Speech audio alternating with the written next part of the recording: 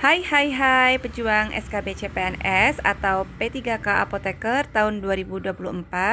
Saya Apoteker Aprila. Pada video kali ini mau berbagi nih beberapa soal dan juga pembahasannya berdasarkan kisi-kisi terbaru tahun 2024 dan juga FR tahun lalu loh. Jadi simak video ini secara lengkap ya teman-teman. Semoga membantu.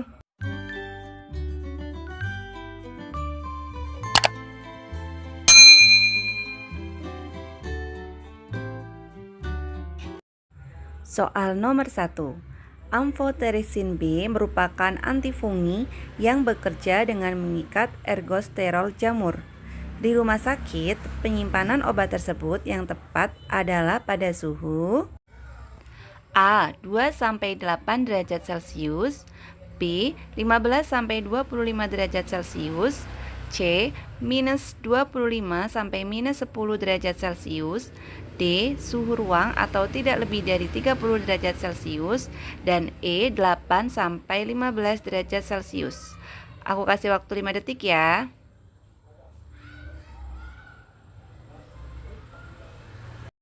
Hayo, kalian pada jawab apa nih? Yang betul jawabannya adalah A ya teman-teman, 2-8 derajat Celcius atau pada suhu dingin. Berdasarkan Farmakope Indonesia edisi 6 tahun 2020, jadi itu ada beberapa macam suhu penyimpanan obat ya teman-teman. Yang pertama itu ada suhu dingin, yaitu suhu 2-8 derajat Celcius. Contoh obatnya adalah amphotericin B dan juga insulin. Nah, yang kedua adalah suhu beku, yaitu suhu minus 25 sampai minus 10 derajat Celcius. Contoh obatnya adalah vaksin polio. Yang ketiga ada suhu ruang, yaitu tidak lebih dari 30 derajat Celcius. Contoh obatnya yaitu obat tablet dan sirup pada umumnya. Yang keempat adalah suhu sejuk, yaitu 8-15 derajat Celcius. Teman-teman, soal terkait suhu penyimpanan obat ini tuh paling sering ya keluar di tes SKB maupun P3K. Jadi teman-teman tuh wajib cari tahu terkait suhu penyimpanan obat, suhu penyimpanan vaksin maupun suhu penyimpanan injeksi, karena memang ini yang sering keluar ya teman-teman. Soal nomor 2. Berikut ini yang merupakan vaksin sensitif panas, kecuali. Ingat ya teman-teman, ini yang ditanyakan adalah kecuali. A. BCG, B. polio atau OPV, C. campak, D. hepatitis B, E. MR. Aku kasih waktu 5 detik ya. Jawaban yang tepat adalah D. hepatitis B. Jadi teman-teman, berdasarkan buku pedoman pengelolaan vaksin di fasilitas pelayanan kesehatan tahun 2021, pengelompokan vaksin berdasarkan sensitivitas terhadap suhu itu dibedakan menjadi 2 ya, yaitu vaksin sensitif beku dan vaksin sensitif panas. Lalu apa bedanya? Kalau vaksin sensitif beku, dia itu sangat sensitif ya terhadap beku. Dia tidak bisa disimpan di dalam suhu beku, yaitu minus 25 derajat Celcius sampai minus 10 derajat Celcius. Itu tidak boleh ya, karena jika sampai vaksinnya beku, itu resikonya vaksinnya akan menjadi rusak. Untuk kelompok vaksin sensitif beku lebih baik disimpan pada suhu dingin, yaitu 2 derajat sampai 8 derajat Celcius. Contoh vaksin sensitif beku yaitu hepatitis B, DPT HB HIB, DPT HB, IPV, DT, TT, dan TD. Kelompok yang kedua adalah vaksin sensitif panas. Untuk kelompok ini itu artinya bahwa vaksin-vaksin tersebut itu sangat sensitif dengan keberadaan panas. Jika ada panas, maka resikonya vaksin bisa rusak.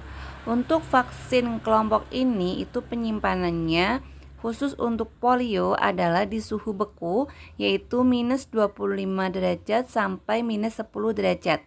Namun untuk BCG, campak, dan MR itu cukup di suhu dingin, yaitu 2 derajat sampai 8 derajat Celcius. Soal nomor 3.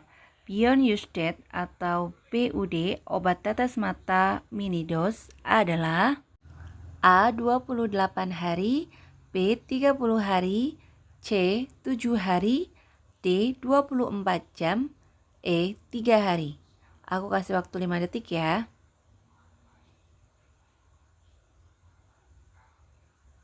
Jawaban yang tepat adalah E. 3 hari.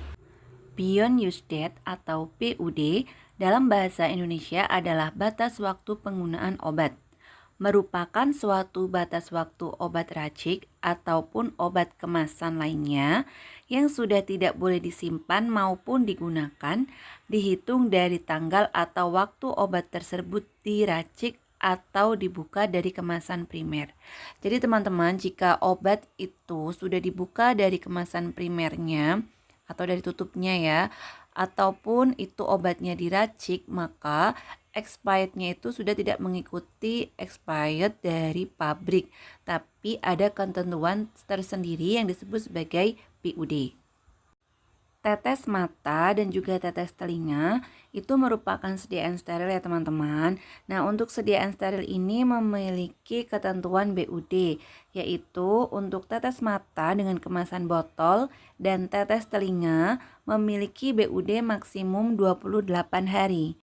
Untuk tetes mata dengan kemasan mini dose, yaitu kemasan yang botol kecil-kecil ya teman-teman. Jadi itu biasanya itu bentuknya botol kecil, satu botol kecilnya itu hanya mengandung 0,6 mili dan terdiri dari 5 botol kecil, bentuknya kayak stripan gitu. Nah, itu jika sudah dibuka, satu botol kecilnya itu hanya memiliki masa BUD 3 hari. Jadi jika lebih dari 3 hari, lebih baik dibuang dan diganti dengan botol kecil yang lainnya. Nah, untuk soal P3K seleksi tahun lalu itu banyak banget tuh teman-teman yang mendapatkan soal tentang BUD obat. Baik itu BUD obat padat, ada yang krim, dan ada juga yang sediaan steril seperti contoh soal ini.